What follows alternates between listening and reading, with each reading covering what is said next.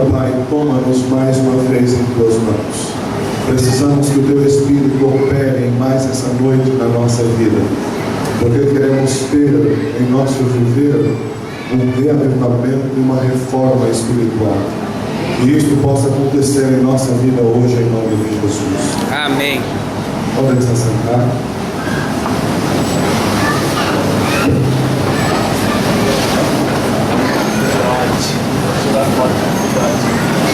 Boa noite, irmãos.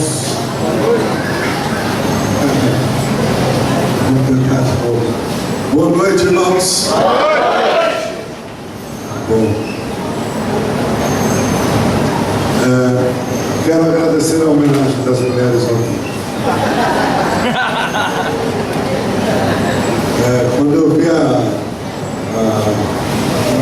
Márcio Cardápio pós-Perulite, eu emagreci um pouquinho, mas quando eu vi ela passando aqui, eu fiquei lembrando daquela música que diz assim: sonho meu, ainda estou muito longe dela, né? Mas obrigado aos irmãos pela homenagem de ontem. O calor tem incomodado, eu já não estava tão acostumado mais ao calor. Eu morei um tempo numa época mais quente, até do que aqui, lá no norte do Brasil. Pelo meu trabalho, eu tinha que ir algumas vezes, por exemplo, na cidade de Timon. Timon é uma cidade sul do Maranhão, encostado em Teresina. Aliás, quem é maranhense aqui? Levanta a mão. Você é de Timon? Pois é, eu não te vi lá em Timon. Timon é um lugar tão quente, irmãos, mas tão quente, que dizem por lá para aquelas bandas que quem vai para o inferno faz estágio em Timon. Porque é muito quente aquela região. Eles estavam um pouco desacostumados. Durante esses dias, eu dei uma saída, aí quando cheguei, algumas pessoas disseram: e aí, pastor, conheceu o Rio de Janeiro? Conheci não, irmão. Nós temos uma tia que mora aqui em Niterói e nós corremos o risco, o sério risco, de ser a última vez que a vemos. Ela está com câncer já no estado assim, bastante delicado. Então, minha mãe ficou lá esses 2 dias. Eu fui lá antes de ontem, voltei lá hoje. Estávamos com ela lá. Conheço um pouquinho do Rio da outra vez que vim no colégio, né? Aí o Davi com a Paula me levou em alguns lugares. Mas outro dia a gente conhece mais. Hoje nós vamos ter uma breve reflexão sobre a palavra de Deus. E aí teremos uma finalização diferente, um apelo diferente. Mas eu quero estudar um pouquinho o livro de Reis, segundo Reis. No capítulo, nós vamos falar muito pouco hoje sobre essa história, que pode ser dito muito mais sobre ela por muitas pessoas. A história que nós vamos analisar um pouquinho está registrada no capítulo 22 e 23 do livro de 2 Reis. Capítulo 22 e 23, 2 Reis. Vou ler o verso 1 do capítulo 22. 2 Reis 22, verso 1, está escrito: tinha Josias 8 anos de idade quando começou a reinar, e reinou 31 anos em Jerusalém. Sua mãe se chamava Jedida, e era filha de Adaías de Boscate. Fez ele o que era reto perante o Senhor, andou em todo o caminho de Davi seu pai, e não se desviou nem para a direita, nem para a esquerda. O reino de Israel teve o reino de Judá. Disse para vocês da divisão depois do tempo de Salomão. E o reino, ontem nós estudamos o rei de Israel. Hoje vamos estudar o rei de Judá. No reino de Judá houveram 8 reis bons. Entre eles está Josias e o seu bisavô, que se chamava Ezequias, também foi um rei bom. Josias era filho de Manassés, o pior rei de Judá. Interessante, o pai de Manassés, um rei bom. O filho de Manassés foi um rei bom. E Manassés, o pior, passou por Judá. Muito ruim. Foi a maior desgraça espiritual para Judá, foi Manassés. Mas contrariando os paradigmas de que filho de peixe, peixinho Josias conseguiu ser diferente do seu pai e seguiu os caminhos do seu bisavô ou de seus antecessores, como Davi e Salomão. Josias, como acabamos de ler, ele assumiu o reinado, tinha 8 anos, quando seu pai morreu. É lógico que com 8 anos ninguém reina, então ele teve que ser, o reino teve que ser dirigido pelos seus orientadores. Mas Josias fez um compromisso em sua vida de ser um rei de Deus. Quando ele tinha 16 anos, olha aqui, jovens. Quem aqui tem 16 anos? Levante a mão. Tem alguém com 16 anos? Tem 16 anos. Já aposentado.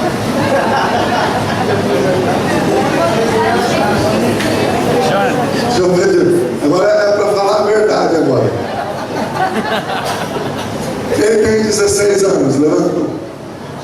Quando Josias tinha a sua idade, ali eu acredito que é 16. Quando Josias tinha a sua idade, ele fez um compromisso com Deus de ser um homem que faria o reavivamento e a reforma do reino de Judá. Nós estamos, irmãos, inclusive aqueles que estão lá atrás, ouça o que eu vou dizer. Nós estamos vivendo um tempo singular na Igreja Adventista do Sétimo Dia no mundo. O que eu vou dizer agora não é para você questionar nem criticar, é só para refletir. Nós vivemos uma época em que o chamado para reavivamento e reforma vinha da igreja para os pastores. Hoje, para a honra e glória do Senhor, o chamado de reavivamento e reforma está vindo de cima, está vindo de nossos líderes, desde a associação geral até a igreja local. A conversa, o chamado é para reavivamento e reforma. E nós podemos encontrar na história de Josias um exemplo de como fazer reavivamento e reforma. Eu peço a você que estude depois essa história em sua casa, capítulo 22 e 23 de 2 Reis. Josias foi um rei que mostrou como fazer um reavivamento e uma reforma no meio de um povo. Com 16 anos, ele se propôs a fazer uma reforma. E quando nós lemos os versos 5, por exemplo, final do verso 5 e final do verso 6, a vontade de Elias, ainda com 16 anos, minha jovem, era reparar as brechas na casa de Israel. As brechas que Josias queria reparar não eram só as brechas físicas na construção do templo de Israel, também eram as brechas espirituais. Josias foi um homem que se dispôs nas mãos de Deus para reparar as brechas que haviam sido feitas. E ouça, hoje nós vivemos um tempo em que há muitas brechas na religiosidade, muitas brechas na casa espiritual de Deus, que é a nossa vida. E nós também podemos reparar essas brechas. No capítulo 22, no verso 8, acontece algo que foi de fundamental importância para que acontecesse o reavivamento da reforma, que foi quando o sacerdote Ilquias encontrou no templo o livro perdido, o livro da lei. Esse livro foi o instrumento de Josias, ou de Deus, para trazer o reavivamento da reforma. Foi esse livro que mudou o roteiro, que mudou a história do povo de Israel nas mãos do rei Josias. Eles tinham humildade, porque no verso 11, depois que o sacerdote leu o livro da lei para Josias, quem dera nós tenhamos hoje o mesmo espírito de Josias, porque quando a Bíblia, o livro da lei, que era a Bíblia daquele tempo, foi encontrado e lido para Josias, Josias viu que tudo que eles estavam fazendo ou pelo menos a maior parte das coisas que estavam fazendo, eram contrárias ao que o livro dizia. Então no verso 11, Josias rasga suas vestes, Josias se humilha, e nessa humilhação ele está dizendo: Senhor, nós estamos errados, então por favor nos corrija. No verso 13, no verso 14, a mandado de Josias, esses sacerdotes vão em busca de uma profetisa. E agora note aqui um pouquinho, eu vou falar mais baixo. Eles vão em busca de uma profetisa para ajudá-los naquele movimento de reforma. Como era o nome da profetisa? Quem se lembra? Pode colar, hoje pode colar. Como era o nome? Hulda. E agora aqui nós podemos traçar um paralelo muito apropriado para a reforma estabelecida pelo rei Josias no reino de Judá, para com a reforma do adventismo. Há paralelos muito próximos. Note, por exemplo, aquele povo, eles foram ao livro, à Bíblia daquele tempo, para que se fizesse a reforma. Eles se apegaram à Bíblia, assim como o adventismo também deve fazer. Eles também tinham, assim como os adventistas, uma profetisa que iria e que os ajudou no entendimento do livro e na reforma que precisava ser feita. Assim como os adventistas também têm uma profetisa que pode nos ajudar nesse movimento de reforma, na compreensão do livro. Eles deveriam reparar as brechas que a história causou na vida espiritual do povo, assim como o adventismo também deve fazer. Então, a reforma do tempo de Josias, com a reforma que os adventistas devem fazer hoje, tem paralelos muito apropriados, tem paralelos muito grandes. Tem água ali, só precisa pôr no copo. Se você puder me ajudar, tem um copo lá. O pastor é folgado, né? Tem que pôr água. Minha esposa tem misericórdia. Então, o que eu quero que você veja aqui é o seguinte: olha, que há um paralelo, obrigado, muito grande entre a reforma de Josias e a reforma que devemos fazer hoje.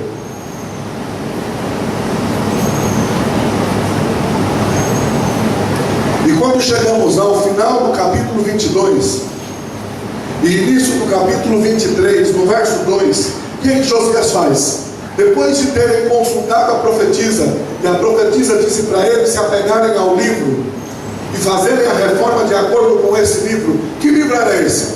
Provavelmente era o livro de Deuteronômio, que havia se perdido, e eles encontraram esse livro lá no templo de Deus. Por que o livro de Deuteronômio? Porque as reformas que Josias fez, elas são coerentes com aquilo que é mandado no livro de Deuteronômio. Então a profetisa mandou eles seguirem o que estava no livro, e foi o que Josias fez. No verso 2 do capítulo 23, ele manda chamar todo o povo. Ele quer ter um beabá com o povo. E quando todo o povo está reunido aí, Josias se levanta e manda o sumo sacerdote ler o livro. E o sumo sacerdote proclama o movimento de reforma conforme o livro. E nesse movimento de reforma proclamado por Josias, existem 5 princípios de uma reforma. Não vamos falar deles todos hoje, mas eu quero falar rapidamente sobre pelo menos 3 deles, que creio eu ser o principal. Para Josias fazer a reforma com o povo de Israel, uma reforma espiritual, ele tomou 3 passos principais. 4. Na verdade foram 5, mas nós vamos falar de 4, concluindo com 4. O primeiro passo de Josias para poder realizar a reforma foi que ele se apegou e levou o povo a se apegar ao livro. Que livro? O livro da Bíblia deles da época. Como já disse, era o livro de Deuteronômio, era o livro da lei do Senhor. E eles se apegaram àquele livro para fazer a reforma. Sabe por quê? Olha para mim aqui. Porque não há como você ter um reavivamento e uma reforma na sua vida sem você se apegar diariamente ao livro. É só esse livro que traz reavivamento real e não mero sentimentalismo. Por favor, não confunda reavivamento e reforma com emocionalismo. Não pense você que reavivamento é você se emocionar, chorar, gritar, berrar e pronto. Não é só isso. Reavivamento muito mais do que isso. É você se apegar ao livro e obedecer às ordenanças que Deus traz através do livro. Aquele povo se apegou à palavra. O compromisso de Josias não era com os homens. O compromisso de Josias era com a palavra. E agora aqui tem algumas coisas interessantes, porque Ilquias encontrou o livro que estava perdido aonde? Aonde? No templo. Agora olha aqui que coisa interessante. O livro estava perdido no templo, na igreja. Eles passaram anos e anos com o livro perdido dentro da igreja. Não é meio incoerente? Como é que vai para a igreja e tem o livro perdido? Mas o livro estava perdido dentro da igreja, o que não é muito diferente de muitas igrejas hoje, que estão com o livro não perdidos fisicamente, mas perdidos essencialmente. Vivem com a Bíblia na mão, a maioria das igrejas. Você vai numa igreja qualquer por aí, tem a Bíblia, mas não tem a Bíblia em essência, não tem a Bíblia em conhecimento.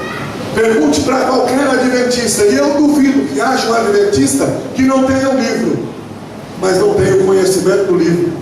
Se você for em qualquer igreja cristã, muito provavelmente eles vão ter o livro, mas vão estar com o livro perdido dentro da própria igreja. É uma tragédia sabermos que a história se repete também dessa forma, de que tenhamos o livro, mas não usemos ele, mas não sigamos as reformas que aqui há. Infelizmente, assim como era antes do tempo de Josias, existem muitas igrejas e existem muitos cristãos que têm o livro, mas estão com o livro perdido, em essência. Não conhecem o que está aqui e não obedecem o que está aqui. Então, meu primeiro apelo a você hoje é: apegue-se ao livro. Neste livro tem poder, neste livro tem libertação. Nós geralmente queremos nos apegar às amizades, e eu não desconsidero a importância da amizade para uma religião. A amizade é importante.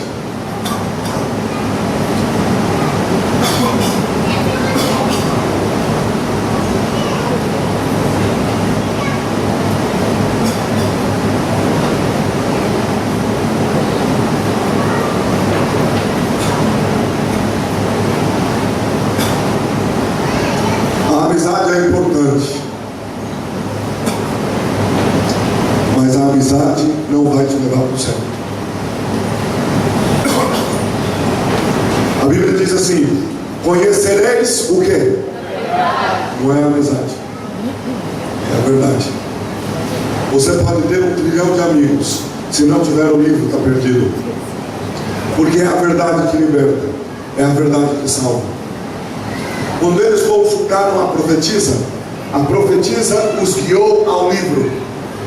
Hoje nós devemos nos apegar ao livro e pregar o livro, como Josias pregou. Quando Josias foi pregar, e agora veja que o que eu vou dizer não passa nem perto de uma crítica a Ellen White. O que eu estou dizendo é o que deve ser Ellen White. Quando Josias foi pregar, ele não pregou o que Uda disse, ele pregou o que o livro dizia. Quando nós vamos pregar, temos que pregar o que o livro diz, não o que Ellen White diz. Qual é a função de Ellen White? É nos esclarecer as coisas que estão no livro. Mas este livro jamais deve ser substituído por nenhum outro, ainda que sejam os livros de Ellen White. Os livros de Ellen White não são, nunca foram, e Ellen White, nunca pretendeu que os seus livros fossem uma segunda Bíblia. Nenhum livro deve estar no mesmo patamar deste livro.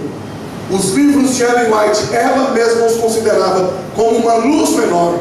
O que eu devo pregar na igreja é o que está nesse livro. Os livros de Ellen White me ajudam a entender o que está nesse livro, mas a pregação é o que está aqui. Nenhuma das crenças ou doutrinas adventistas são extraídas dos livros de Ellen White. Todas as crenças adventistas são extraídas do livro, porque em nome de Jesus nós somos o povo do livro. Nós somos o povo que cremos na Bíblia Sagrada. Ellen White é útil, lógico, não é só útil, é necessária, especialmente para esses últimos dias que estamos vivendo. Mas na minha devoção diária, esse livro não deve ser substituído pelos livros de Ellen White. Nos púlpitos de nossas igrejas, esse livro não deve ser substituído pelos livros de Ellen White, e muito menos por nenhum outro livro. Porque assim como no tempo de Josias, nós somos o povo do livro. Então você quer ter paz em sua vida? Se apega ao livro. Você quer ter felicidade, se libertar da depressão? Se apega a esse livro. Aqui está a maior receita para qualquer depressão. Aqui está a maior receita de libertação de qualquer vício. Está aqui. Aqui está a libertação de qualquer vício. Aqui está os princípios para restaurar qualquer casamento. É só o marido olhar e obedecer, e a esposa olhar e obedecer. Aqui estão os princípios, os maiores do universo para a educação de qualquer filho. Nós temos tudo o que precisamos, não tudo o que queremos. Nós temos tudo o que precisamos no livro. E Deus deu esse livro de mão beijada para você, então use ele. É por isso, irmão, que eu digo o seguinte: nunca vá para a igreja sem esse livro. Se amarre nele. Nós não somos não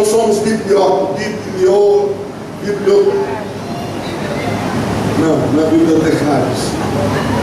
Nós não cremos na bibliolatria, que é adorar a Bíblia. Nós cremos no Deus da Bíblia. Mas se apega a esse livro e não se afaste dele. Não sei quantos anos bíblicos você já fez. Não sei como que você está estudando a escola sabatina, mas não há vida espiritual se você não se apegar a esse livro. O primeiro princípio de reforma no tempo de Josias é que ele se apegou ao livro. O segundo princípio está no verso 4. Está escrito assim no capítulo 23. Então o rei ordenou ao sumo sacerdote Hilquias e ao sacerdote da segunda ordem e aos guardas da porta que tirassem do templo. Olha, o que ele ordenou? Que tirassem do templo do Senhor todos os utensílios que se tinham feito para Baal e para o poste ídolo e para todo o exército dos céus, e os queimou fora de Jerusalém, nos campos de Cedron, e levou as cinzas deles para Betel. Segundo princípio de reavivamento e reforma tirado da história de Josias. Primeiro princípio é se apegar ao... Me ajuda todo mundo bem forte aí. Qual é o primeiro princípio? Se apegar ao livro. Se apegue nele, não se afaste dele. Segundo princípio, lançar fora todos os vasos contaminados da sua vida. Quando Josias quis fazer a reforma, ele disse assim: ei, vamos ver o que está contaminando essa casa. Tem um vaso aqui que era oferecido a Baal, põe no fogo. Tem um vaso que era oferecido a Astarote, põe no fogo.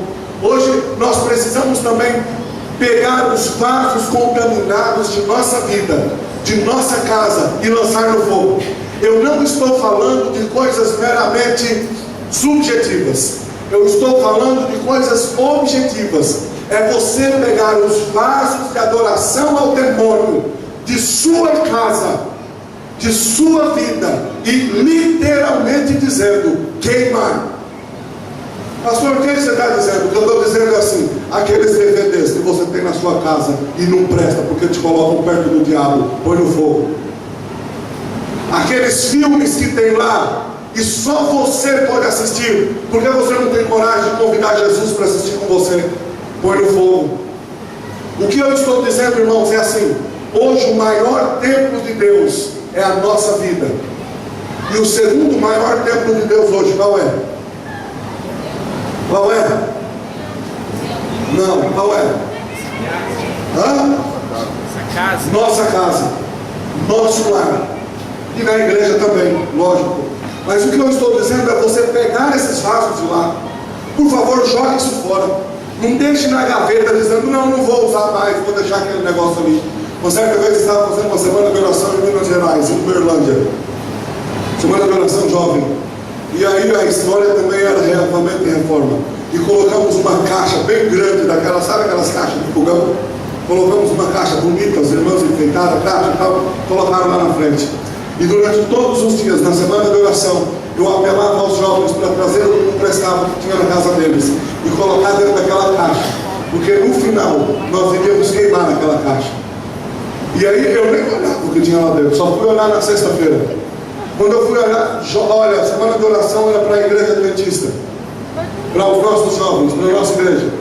No final de semana eu fui olhar o que tinha dentro daquela caixa.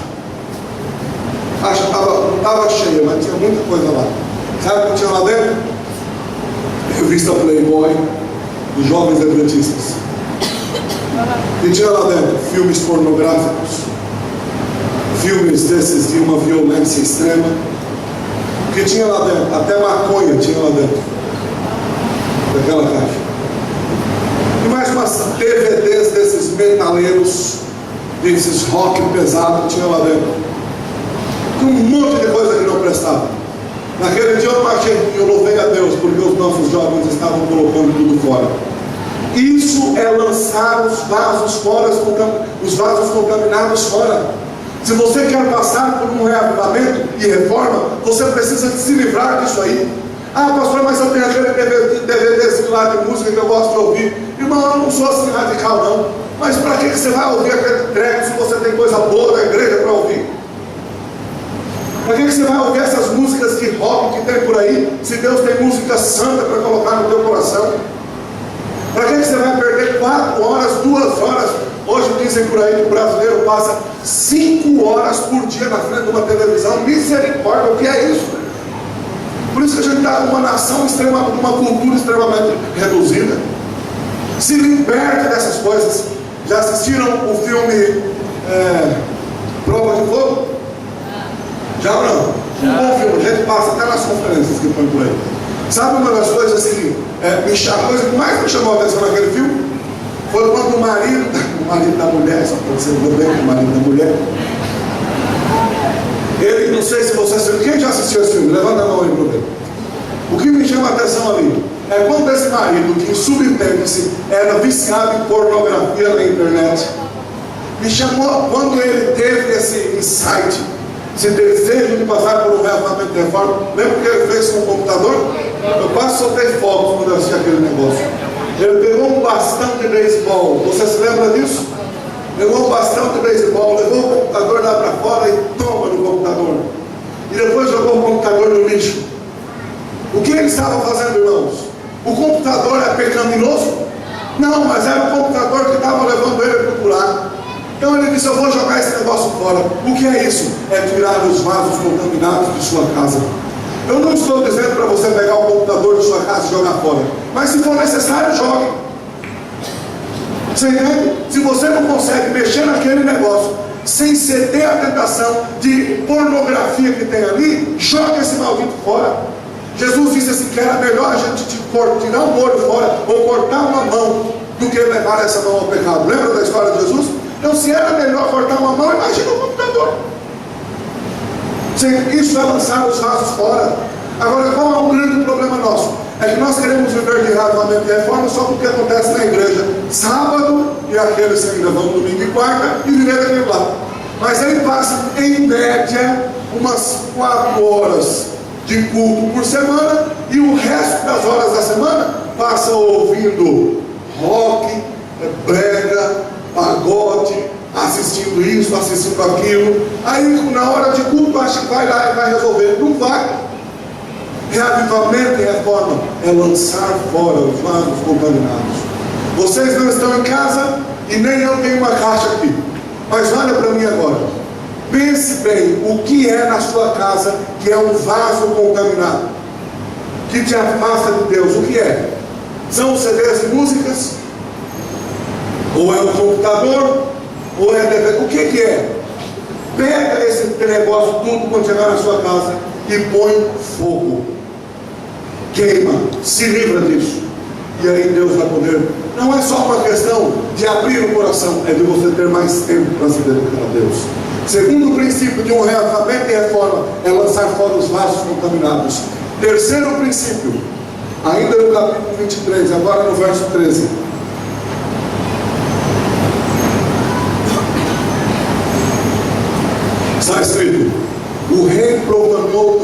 altos que estavam defronte de Jerusalém, à mão direita do monte da destruição, os quais edificara Salomão, rei de Israel, para Astarote, a abominação dos sidônios, e para Quemos, a abominação dos moabitas, e para Milcom, a abominação dos filhos de Amon. E aí segue dessas coisas mais que Josias fez. O que Josias está fazendo aqui?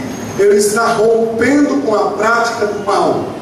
O povo de Israel havia se habituado à prática do mal, à prática da adoração a outros deuses. E até mesmo Salomão, na época de sua bancarrota espiritual, erigiu lá alguns altares de adoração a outros deuses. E agora veja, desde o tempo de Salomão, que já tinha quase 400 anos, quase não, 400 e poucos anos depois de Salomão é que veio Josias. Em 400 anos não havia se levantado um rei ainda que tivesse a coragem de ir lá e derrubar aqueles deuses que Salomão havia levantado. Josias se levanta usado por Deus e diz: nós vamos acabar com tudo isso. E vai lá e rompe com a prática da adoração a outros deuses. Alguém podia se levantar e dizer: mas Josias, foi Salomão que levantou esse negócio. Ele disse: eu não estou nem aí, nós vamos derrubar, porque não é de Deus. Então o terceiro princípio de reavivamento e reforma é você romper com a prática do mal. Rompa com isso. Primeiro, o segundo princípio é você se livrar dos objetos maldosos de sua vida. Se livre disso. O segundo princípio é romper com a prática do mal, é romper com o acesso à pornografia, é romper com a masturbação, é romper com a traição da sua família, é romper com o relacionamento proibido, é romper com tudo quanto é prática do mal, é romper com o pecado acariciado, é romper com o álcool, é romper com o fumo, é romper com a droga, é romper com tudo quanto é prática do mal. Não tem como você ser reavivado e reformado se quando sai da igreja você volta a praticar o mal. Numa certa ocasião eu estava fazendo uma semana de oração numa igreja. A mulher me procurou: pastor, eu não sei o que fazer. Por que, irmão? O que está acontecendo? Pastor, eu tenho o melhor marido do mundo. Tenho 2 filhas adolescentes com esse marido. E pastor, fazem 3 anos que eu estou traindo meu marido com outro homem. E eu não sei o que fazer, pastor. O que eu faço? Eu olhei para a irmã e disse: irmã, você sabe sim o que fazer. É lógico que você sabe. A senhora não quer fazer, é outra história. Mas a senhora sabe o que fazer. Mas pastor, eu perguntei a ela: irmã, quem sabe desse negócio? Ah, pastor, ninguém sabe, é de lá de outra cidade, não sei o que e tal. A senhora tem 2 escolhas a partir de hoje: vou romper com esse negócio, vou continuar tendo isso aí.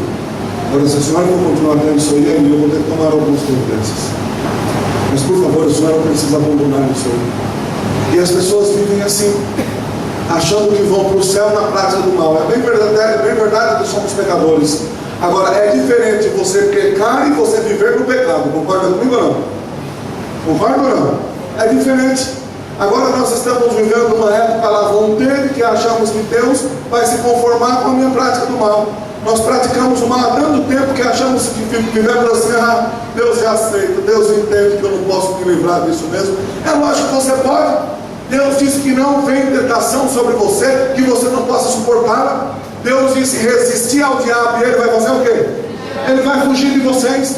Paulo disse assim: eu posso todas as coisas daquele que me fortalece. Então olha para mim, irmão, seja lá qual seja a prática do mal que talvez haja em sua vida, se você se apegar em Deus, se agarrar à palavra, se agarrar à oração, a Bíblia diz que você é mais do que vencedor.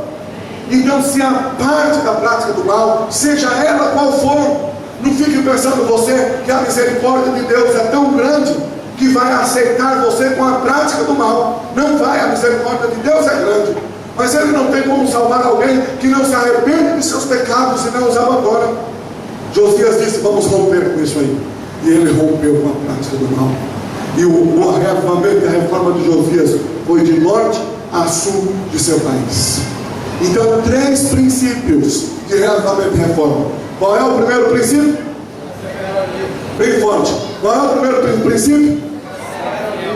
Qual é o segundo princípio? Segundo princípio, qual é? Lançar fora o quê? Os vasos contaminados de sua vida. Lance fora. E o terceiro princípio, qual é? Romper com a prática do mal. Rompa.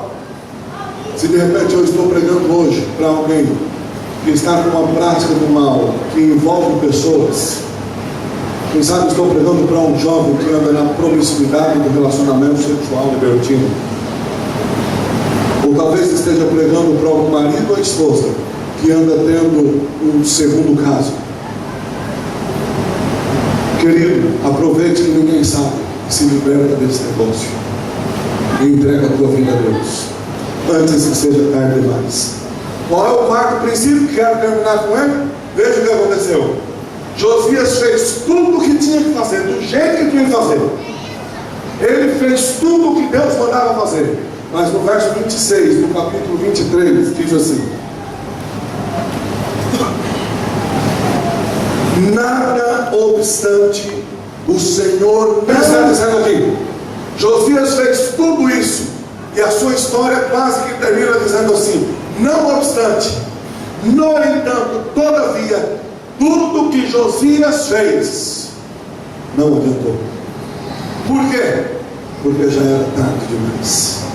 Josias fez tudo o que precisava fazer, conquistou a sua salvação pela graça de Jesus, mas para a salvação do povo de Israel, aquela reforma veio em tempo muito tarde.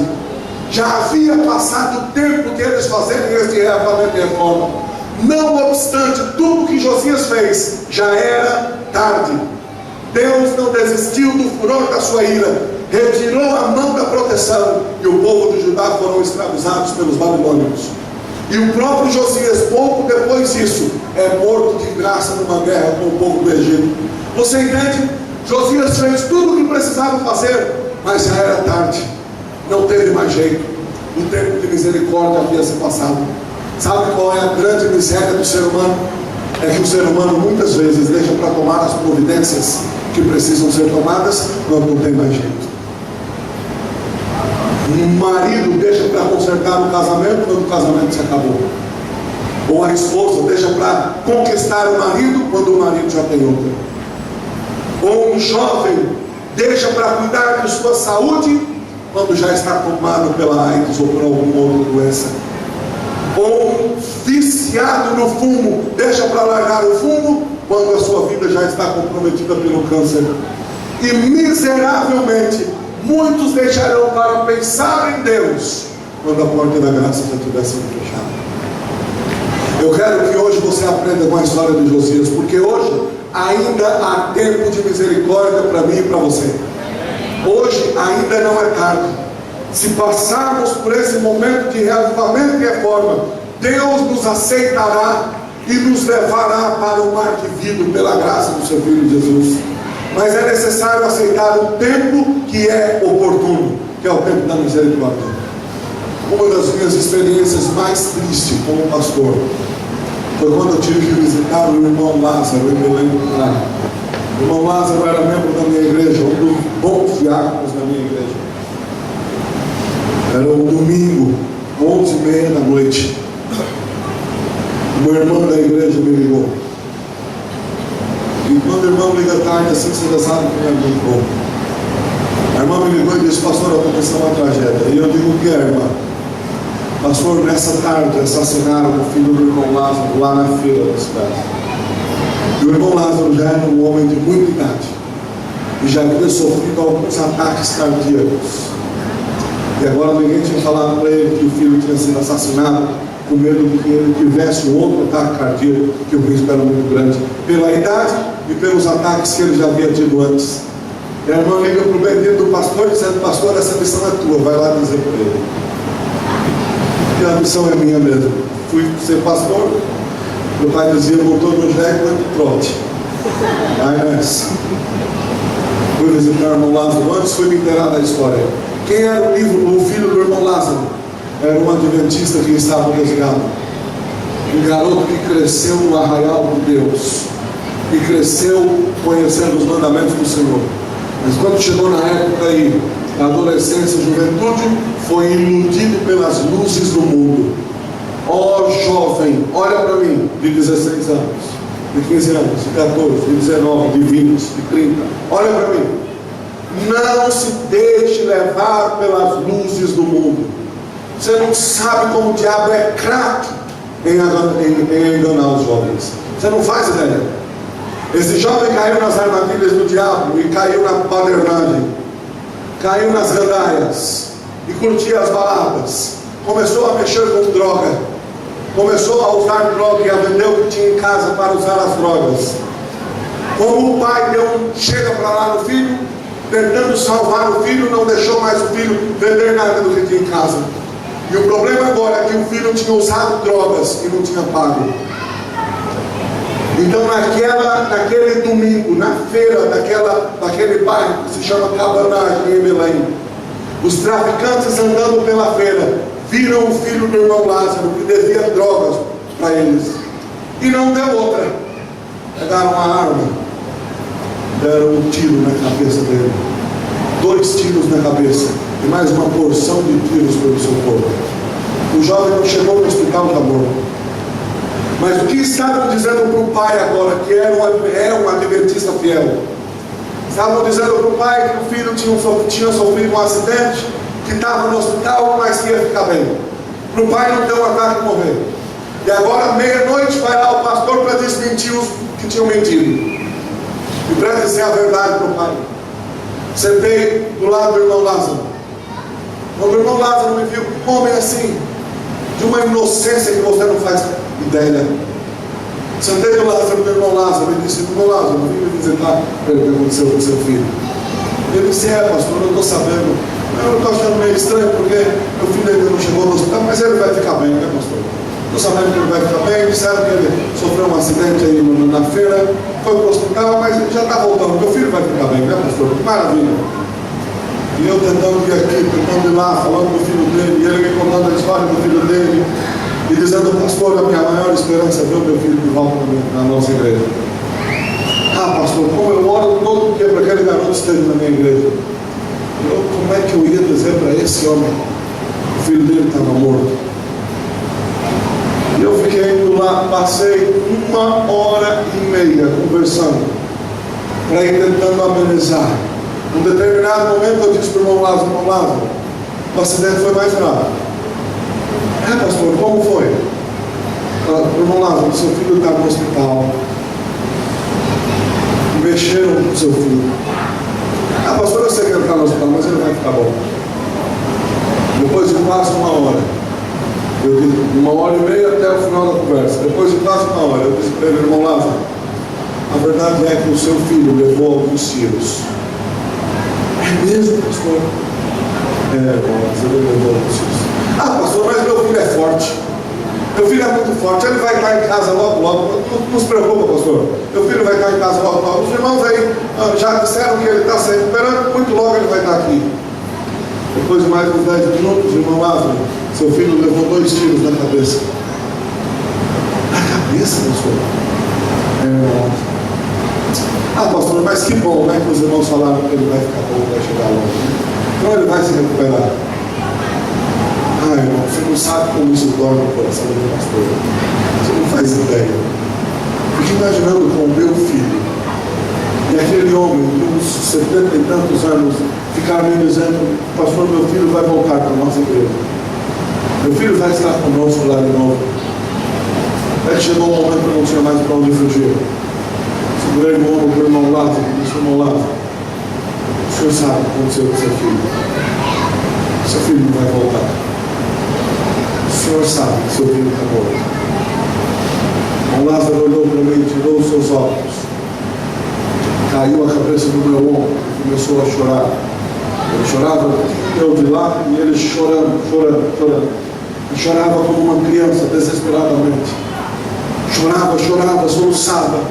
E depois de chorar muito, passar muito tempo chorando no meu ombro, quando ele conseguiu ter forças para falar algo, ele segurou forte no meu ombro e disse assim: pastor, sabe por que eu estou chorando? Não é porque meu filho morreu aqui, é porque, pastor, eu sei que o meu filho estava perdido, e eu sei que nunca mais verei o meu garoto. Nunca mais verei o meu filho, porque eu sei em que caminho ele estava andando. É por isso que choro, pastor. Para ser forte do irmão Lázaro, orando para que Deus não deixasse ele primeiro contato. Sabe, eu não sei o que aconteceu com o filho dele, mas talvez essa seja a verdade. Um garoto que nasceu na igreja, se afastou de Deus, e agora o pai tem que chorar, porque nunca mais o verá. Ó, querido, olha para mim, não deixa passar o tempo. Talvez quando você decidir vir a Cristo, passar por um reavivamento e reforma, já seja tarde. Não haja mais oportunidade. Hoje você tem essa oportunidade. Então eu quero agora fazer um apelo diferente. Eu vou fazer uma santa convocação. Observe porque é uma retórica de pastor esse negócio. Estou falando sério. Eu vou fazer uma santa convocação para aqueles que querem sair desse retiro com reavivamento e reforma. Para aqueles que querem sair desse retiro apegados ao livro, que estão decididos a lançar fora de sua vida todos os vasos contaminados. Para aqueles que estão decididos a romper uma prática do mal, eu vou fazer uma santa convocação para essas pessoas, para que elas aceitem esse reavivamento e reforma, aceitem ser novas criaturas, se preparando e apressando a volta de Cristo Jesus. Portanto, a minha santa convocação pode ser para você, desde que você esteja disposto a se apegar ao livro a partir de hoje, a partir desse retiro, como nunca se apegou, a não passar um dia sem devorar e mastigar as palavras deste livro. Vou repetir: sem passar um dia sem devorar as palavras desse livro. O meu apelo é para você: se você está decidido a lançar fora os vasos contaminados de sua vida e de sua casa, o meu apelo e a minha santa convocação é para você: se você está decidido em nome de Jesus a romper com a prática do mal, seja ela qual for, desde a infidelidade nos dízimos e nas ofertas, desde a negligência para o trabalho espiritual ou o trabalho missionário da igreja, até mesmo para adultério, fornicação, pecado acariciado, seja o mal qual for. Eu não preciso saber qual é o mal, você sabe, Deus sabe, e isso é o suficiente. Minha convocação é para você que quer romper com esse mal, mas a minha convocação não será aqui. Eu vou fazer uma convocação para essas pessoas que vão querer me acompanhar até aquela quadra de tênis. Acho que está tudo escuro lá, não tem problema, porque Deus clareia. Então eu vou fazer uma convocação para essas pessoas, mas não vou fazer aqui, vou fazer lá. E se você quer participar dessa santa convocação, se você quer ser fiel na guarda dos 10 mandamentos do Senhor, que inclui sábado, se você quer ser fiel entregando a sua vida ao único que pode salvar, que é Cristo Jesus, então você vai me acompanhar até aquela quadra. Eu vou estar indo para lá e vou estar indo agora. E se você quer participar deste momento sagrado, santo, espiritual que nós vamos ter, será o cume desse retiro espiritual, será o clímax. Se você quer participar desse momento, eu vou ir por aqui e você vai me acompanhar exatamente por onde eu for. Não vá por outro lugar, vá exatamente por onde eu for, se você quer passar por isso. Eu vou estar indo, a minha esposa iria cantar, a esposa do pastor. Nós vamos sair cantando Vaso Novo. É para você me acompanhar, se você quer participar desse momento, desta santa convocação. Quem pode cantar aqui? Me ajuda? Ela está aqui. Rica, eu vou sair por aqui. Se você quer participar desse momento, me siga. Não vá para outro lugar não. Me siga. Vá por aqui. E vamos cantando juntos Vaso Novo.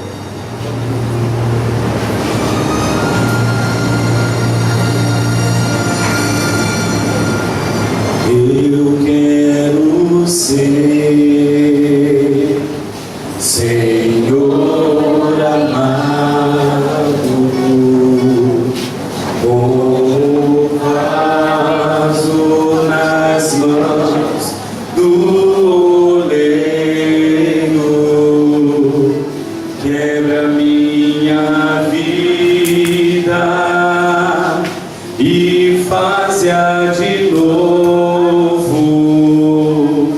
Eu quero ser, eu quero ser um vaso novo.